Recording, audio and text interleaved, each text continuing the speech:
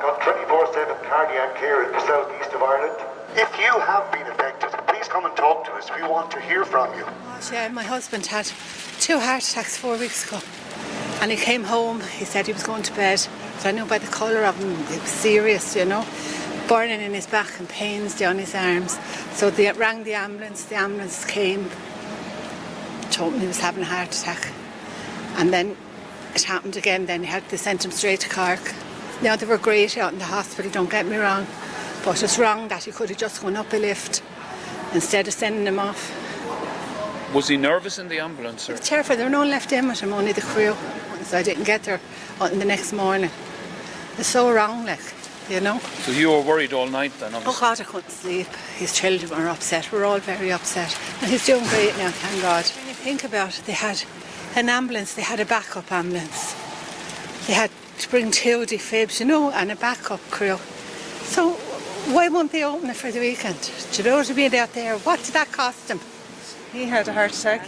They were wonderful in WRH, absolutely. They actually saved his life. So, but he did have to go to Cork to have the stents done because the 24/7 wasn't available. Cycling along the quay, he's a cyclist, and felt it around William Vincent Plaza, and just had a coronary, and had to be. My son-in-law actually collected him in his car. And just as well, because he got him out to the hospital really quickly. It was Paddy's Day, unfortunately, so there were a lot of people around. But he got him out straight away, and they were wonderful. And they stabilised him before he got in the ambulance. So, so they did, they thrombolised him, and it worked, thank God. But it would have been far handier if it was available here, and he went and had the stents done here. But it worked out fine, and he's fine. Thank you. But obviously 24/7 has to be a given here. Because somebody else mightn't be as lucky. Yeah. Thanks so much. Appreciate that.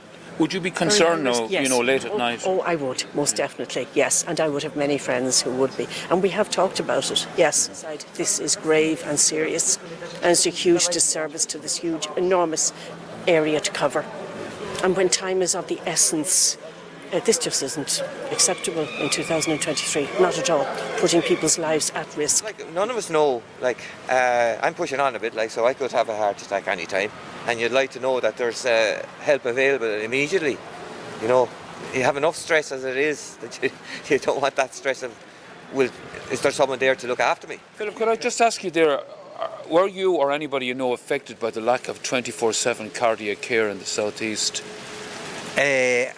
I would know a number of people, yes. I would know of friends that would have been affected by it. What happened? Well, they're basically dead now at the moment. Unless it goes 24/7, 365, it's not going to mean anything anyway. I think it's still a long way to Cork for anyone that have an emergency during the night, It's still a long way. But I do have a heart problem myself, so I suffer with atrial fibrillation. Can cause strokes and all that, so I'm very conscious of it. I think it's terrible. Waterford is always last for everything. It is frightening if you think about it, especially when you get to a certain age. Yeah, I know. I'm in that bracket myself. Our dad hasn't the best health, and he's always kind of thinking about that. It's scary that it's something so simple, or you think that's a human right. It isn't there for a whole portion of the country. It is very scary, So you mentioned your dad there now. How is he? It's just quite scary, and for my mother as well, because it's only 2 of them living at home at the moment. So the last time when it happened, it was only her there, and she got some fright because he collapsed. So it was quite scary, and she didn't know what to do, and she was screaming, she was in shock, so she eventually called the ambulance and that, but. It is quite scary, if it happens after 8 o'clock, what happens then, because if something happens like that, it's in a certain amount of time where you need to get to the hospital, within an hour and a half or hour, or else there's going to be a lot of damage done or too much damage done.